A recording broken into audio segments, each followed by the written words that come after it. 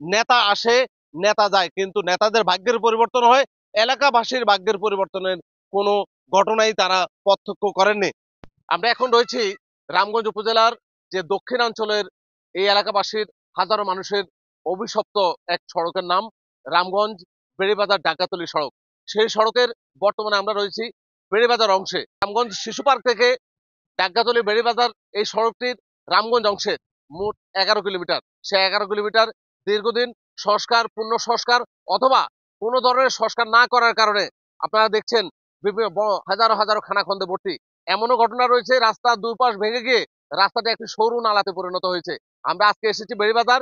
আমরা আসার খবরে এখানকার স্থানীয় মানুষ, আমার পিছনে দেখছেন অনেক মানুষ এখানে উপস্থিত রয়েছেন। শুধুমাত্র তাদের একটাই দাবি, এই সড়কটি কবে নাগাদ সংস্কার হবে, কবে আমাদেরকে এই অভিশাপ থেকে মুক্তি দিবে। তাহলে বিগত আমাদের যেই 17-18 বছর আগে যে আমাদের মরহুম জিয়া সাহেব এই রাস্তাটা কাঁচা ছিল, উনি পাকা করছে। তখন আমাদের এই এলাকার অঞ্চলের একটু দাবি, এই রাস্তাটা কবে নাগাদ একটু সংস্কার হইব, মানুষ একটু চলাচল করে রামগঞ্জে যাইতে পারবো।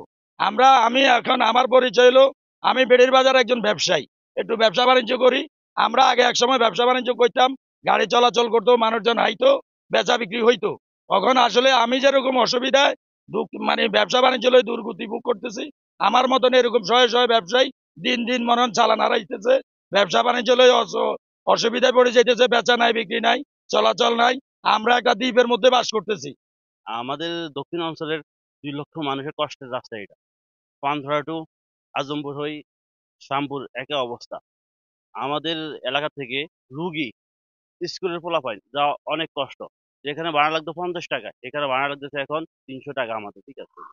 এগুলো আমাদের ব্যয়বহুল সংসার চলতে কষ্ট হয়। এগুলো এই এলাকার অঞ্চলের দক্ষিণ অঞ্চলের মানুষের কষ্ট, তবে শেষে বিষয়টা আল্লাহ রাব্বুল আলামিন শুধু জানে। আমরা প্রতিদিনে আশা দেখি হইব হইব, ঠিক আছে। ফারুকের মাধ্যমে, ইকবালের মাধ্যমে জানি আমরা, ঠিক আছে। এই আর কি আমাদের একটাই আশা, এই রাস্তাটা ইনশাল্লাহ হয়ে যাবে, এটাই আমাদের আশা আর কি।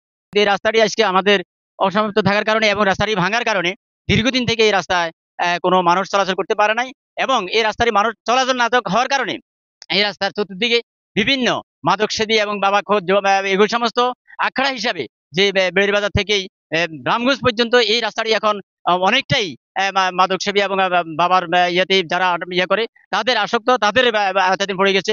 আমি পাকে পাকে হুন্ডা এই রাস্তা দিয়ে গেলে আমি দেখি এমনকি যুবক ছেলে এবং মেয়ে তারা নিরিবিলি এই রাস্তার মধ্যে তারা অনৈতিক কাজে লিপ্ত। আমিও কয়েকদিন প্রত্যক্ষভাবে আমি দেখেছি এই রাস্তা দিয়ে যখন আমি হুন্ডা যাই তখন দেখতে পাচ্ছি যে এরকম অবস্থা আছে। এটা কেন হচ্ছে? এই রাস্তা দিয়ে মানুষ চলাচল না থাকার কারণে, না হওয়ার কারণেই এই সমস্ত অপরাধগুলো সংঘটিত হচ্ছে। তো আমি আশা করি আমাদের এই সাংবাদিক ফারুক ভাইয়ের মাধ্যমে এবং যারা এখানে আছে, এই এলাকার প্রাণের দাবি, এই এলাকায় প্রায় 50-60 হাজার লোক এই এলাকা দিয়ে বসবাস করে, ওনাদের যাতায়াতের সুবিধার্থে আমি আশা করি এই কর্তৃপক্ষ এবং প্রশাসন এবং সরকার যারা আছে তারা এটা দৃষ্টি রাখবেন। আসলে আমাদের দুঃখ বলতে কি, আমরা হচ্ছে যখন 2016 সালের দিকে রামগঞ্জ হাই স্কুলে পড়ি, 15-16 সালের দিকে, তখনও আমরা একটু ভালো ছিল রাস্তাটা। তখন আমাদের হচ্ছে সিএনজি ভাড়া আমরা স্টুডেন্টের জন্য 25 টাকা করেছিল, যারা স্টুডেন্ট।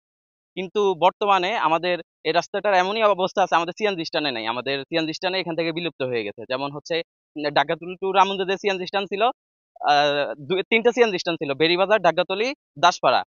তো একটা সিএনজি স্ট্যান্ডও এখন নাই। তো আমাদের স্টুডেন্ট, মধ্যবিত্ত ফ্যামিলি যারা, তারা কিন্তু এখন রামগঞ্জে 250-300 টাকা ভাড়া খরচ করে পড়তে যাবে না। যেমন আমাদের পাশে একটা কলেজ আছে, পানপাড়া কলেজ। পানপাড়া কলেজে আমাদের আবার সায়েন্স ডিপার্টমেন্ট ওটা নাই। তো আমরা যারা সায়েন্সের শিক্ষার্থী, ওরা কিন্তু রামগঞ্জেই পড়তে হবে। তো দেখা যায় আমাদের দক্ষিণ অঞ্চলের শিক্ষার হার দিন দিন খুবই মানে একবারে হ্রাস পাচ্ছে, যেটা বলার বাহিরে।